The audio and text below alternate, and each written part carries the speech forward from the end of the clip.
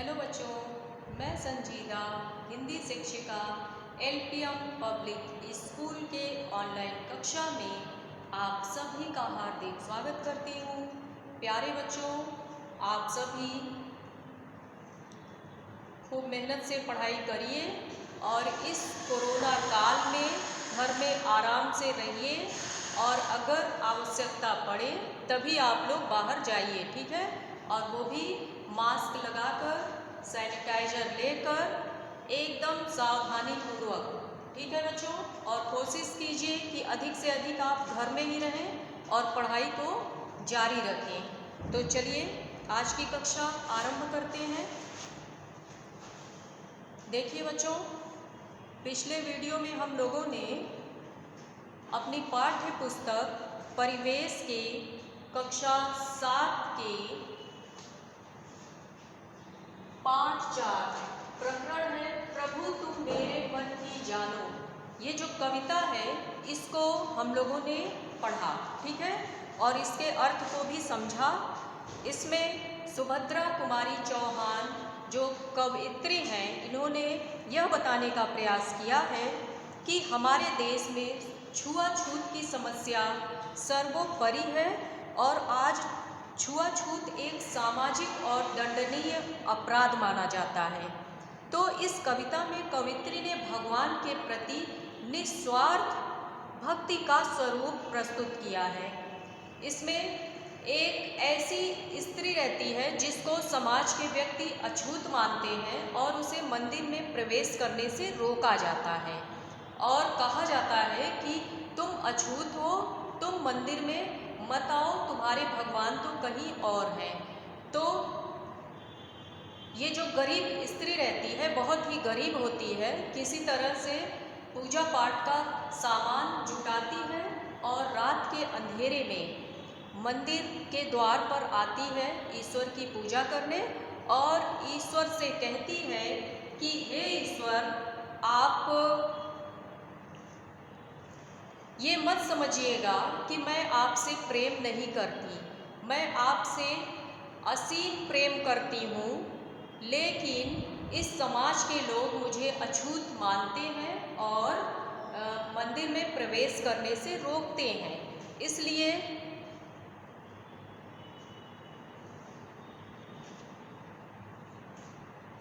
आप इन लोगों से स्वयं ही अगर कह दें कि मैं इस भेदभाव को नहीं मानता तो अच्छा होगा।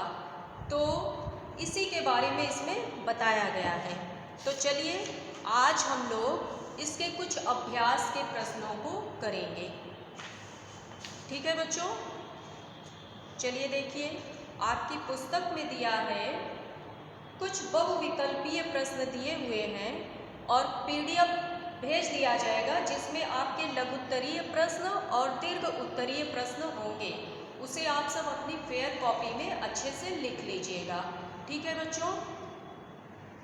तो चलिए बहुविकल्पीय प्रश्न देख लीजिए। इसमें बताया गया है कि सही उत्तर पर सही का निशान लगाना है। पुजारी क्या नहीं सह सकती, तो कविता को आप लोगों ने पढ़ा है, निर्मम समाज का बंधन। इस पर आपको सही का निशान लगाना है। किस भेद की बात कविता में कही गई है, छूत अछूत का भेद। यह कविता किसने लिखी है, सुभद्रा कुमारी चौहान। भक्ति की अभिलाषा क्या है, अभिलाषा का अर्थ होता है इच्छा, पूजा करने की। अब देखिए इसमें कुछ व्याकरण से जो दिया है इसको बोर्ड पर लिखवा दे रहे हैं, आप सभी बच्चे अच्छे से समझकर लिख लीजिएगा।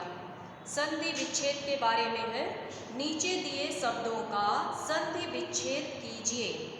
जैसे संधि के 3 भेद होते हैं, आपको पता है, स्वर संधि, व्यंजन संधि और विसर्ग संधि, ठीक है बच्चों। स्वर संधि क्या होता है, जब पहले शब्द के अंत में आया हुआ स्वर और दूसरे शब्द का पहला स्वर आपस में मिलते हैं तब नया स्वर उत्पन्न होता है, उसे स्वर संधि कहते हैं। जैसे परम, धन, अर्थ, इसको समझ लीजिए। स्वर संधि परम,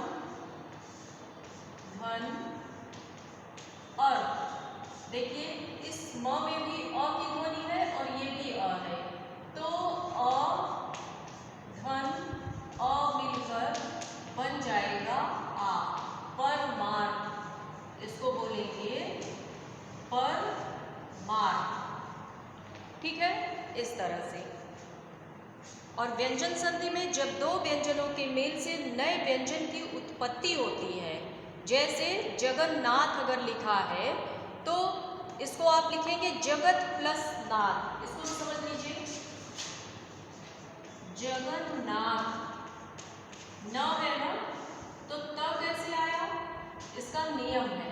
ठीक है, जब व्याकरण पढ़ाएंगे तो आप सभी को ये नियम संधि वाला अच्छे से नोट करा लेंगे। इसका संधि विच्छेद आप करेंगे तो हो जाएगा जगत, जगत प्लस नाथ। और यहाँ पर त के नीचे हनन। जब न होगा तो इसका संधि विच्छेद करने पर त हो जाएगा, जो त वर्ग का त पहला अक्षर है। जब संधि विच्छेद करेंगे तो ये त रहेगा, और जब उसको मिलाकर शब्द बनाया जाएगा तो वो न में पांचवें अक्षर में बदल जाएगा, जगन्नाथ हो जाएगा।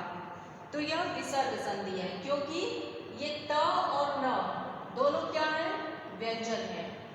ठीक है, ध्यान से समझ लीजिएगा। और विसर्ग संधि क्या होता है, जब विसर्ग के बाद कोई स्वर या व्यंजन आए और विसर्ग में कुछ परिवर्तन हो जाए, जैसे मनोयोग। इसको भी समझिए, मनोयोग लिखा है, मनोयोग, इसमें विसर्ग संधि है। इसका संधि विच्छेद आप कैसे करेंगे, मनव धन योग। तो ये अह की मात्रा आप सबको पता है, मनव धन योग, तो ये यो में बदल जाएगा। इसको संधि जब पढ़ाएंगे तब समझाएंगे। ठीक है, अभी आप लोग अभ्यास के प्रश्नों को करिए।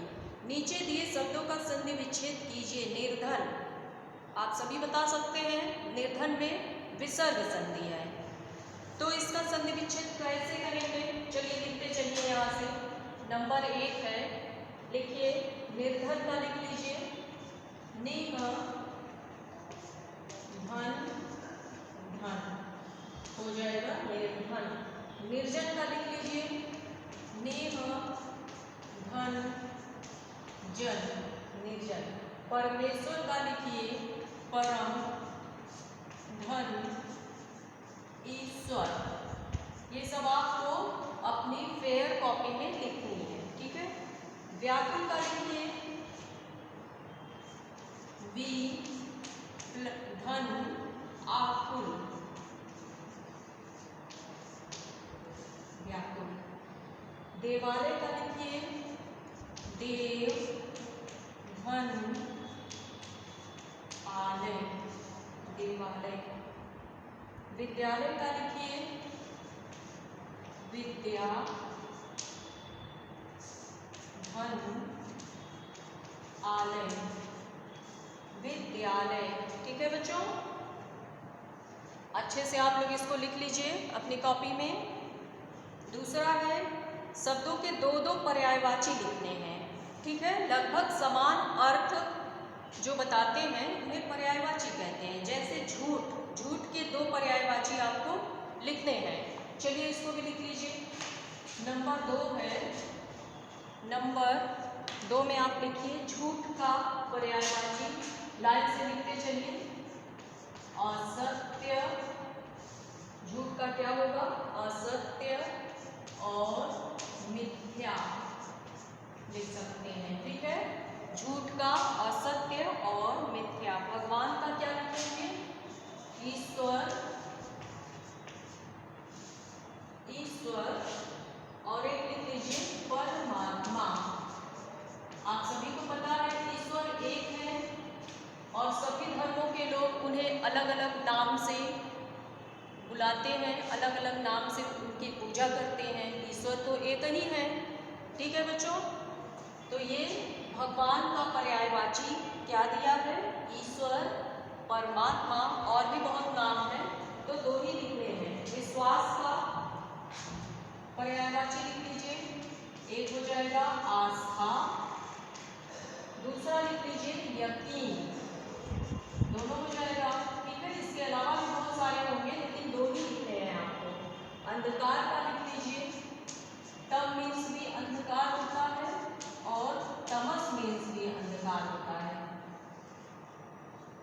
प्यार का लिख लीजिए प्रेम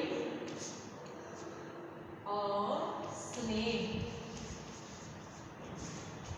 ठीक है, प्रेम और स्नेह। चरण का लिख लीजिए, चरण मतलब पैर होता है, पद भी चरण और पैर, ये सभी पर्यायवाची हैं चरण के। मंदिर का लिख लीजिए, मंदिर का देवालय, देवालय मतलब देवघर आलय, देव का घर, देव के रहने का घर, देवालय। और मंदिर का लिखिए देवालय, और एक लिख लीजिए देवगृह, देवगृह। एक और आपका बचता है देवता, देवता का पर्यायवाची आप लोग इधर लिख लीजिए,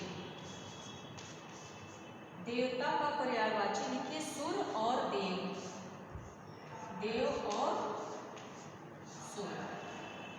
ठीक है बच्चों, इतना आप लोग अच्छे से अपनी कॉपी में लिख लीजिए।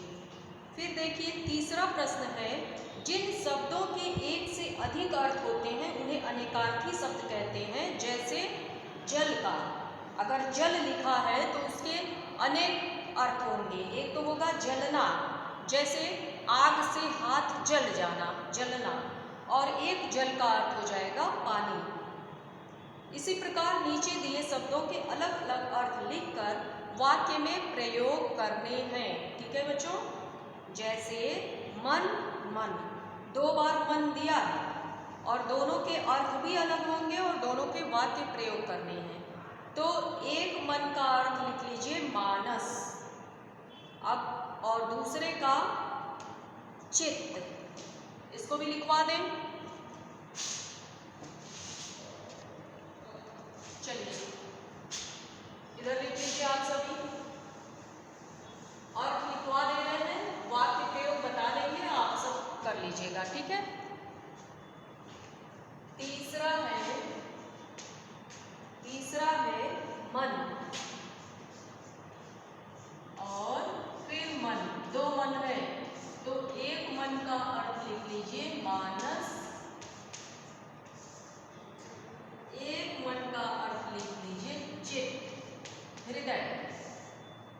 ठीक, इसके बाद में दो बार कर, अभी वाक्य प्रयोग इसका बता रहे हैं, पहले इसको नोट कर लीजिए।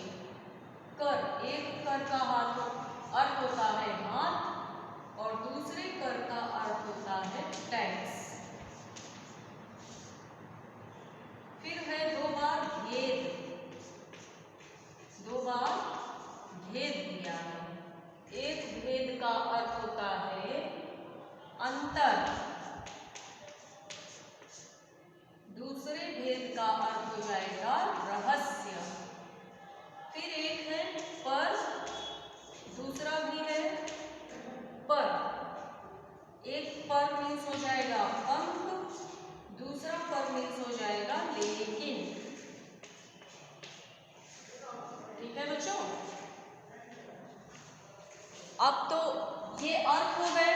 अब इसके वाक्य प्रयोग आपको कैसे करने हैं बता रहे हैं, कई तरह से वाक्य प्रयोग होगा, जैसे आप लोगों को आसान पड़े आप लोग कर लीजिएगा।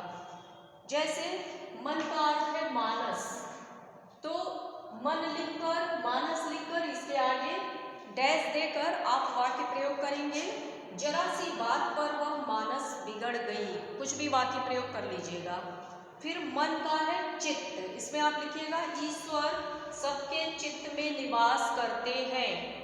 ठीक है, एक कर का अर्थ होता है हाथ, हाथ तो आप सभी को पता है, लिख लीजिए हमें काम में हाथ बटाना चाहिए।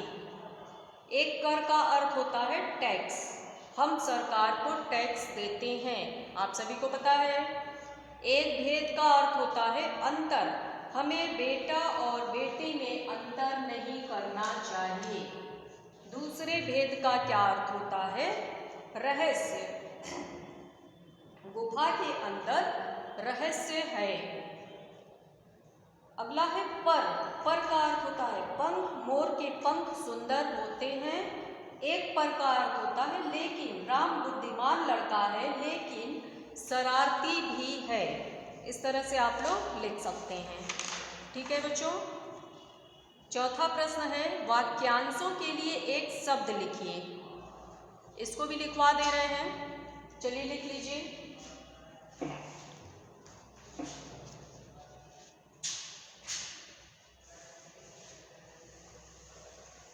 सभी बच्चे अच्छे राइटिंग में मात्रा का ध्यान देते हुए लिखेंगे। ठीक है, गलत नहीं करना है। चौथा प्रश्न नोट करिए, जिस पर विश्वास हो। चौथा प्रश्न है जिस पर विश्वास हो, उसमें आप लिखिएगा विश्वास पात्र। जिस पर विश्वास हो, विश्वास पात्र। जिसकी कोई सीमा न हो, इसमें आप लिखेंगे असीम।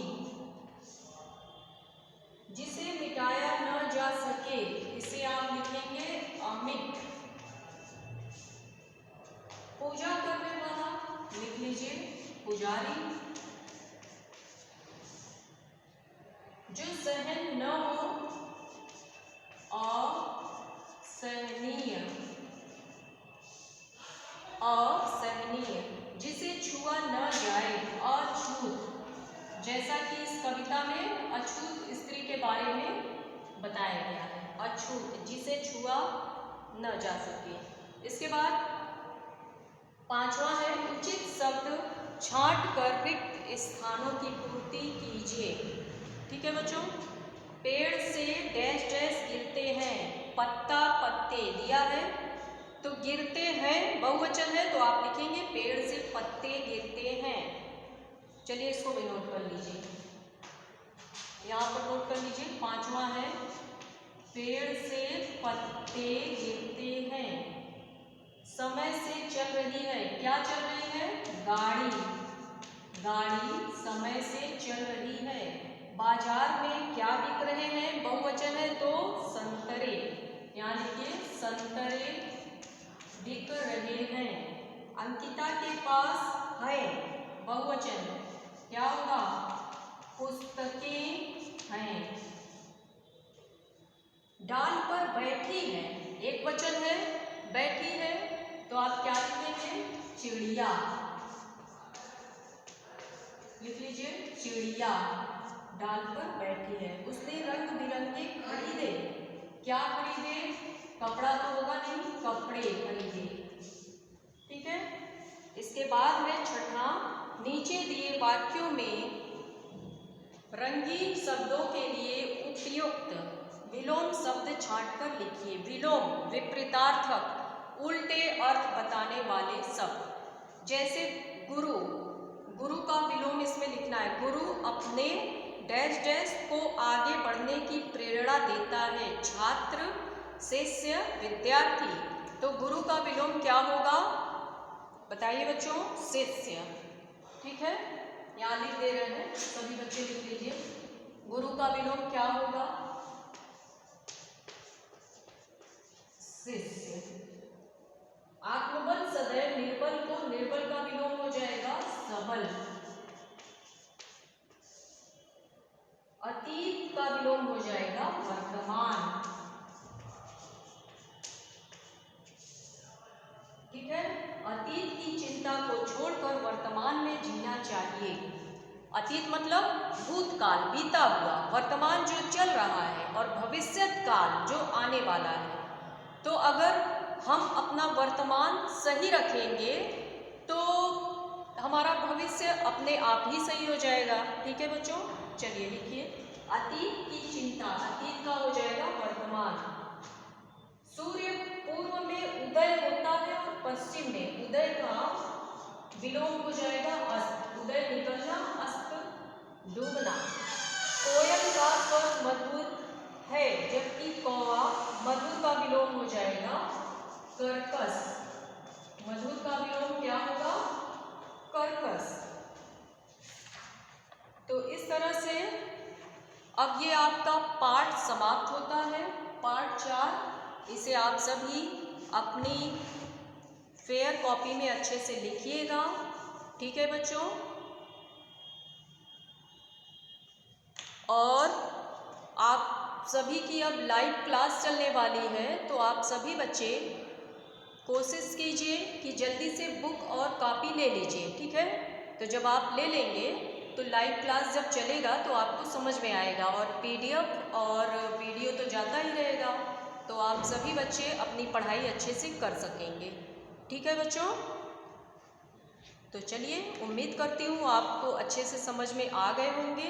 अपनी कॉपी में लिखिए, अगर नहीं कुछ समझ में आता है तो कमेंट कीजिए, आपकी समस्या का निवारण किया जाएगा, ठीक है बच्चों। तो चलिए ठीक है, आज के लिए बस इतना ही। धन्यवाद।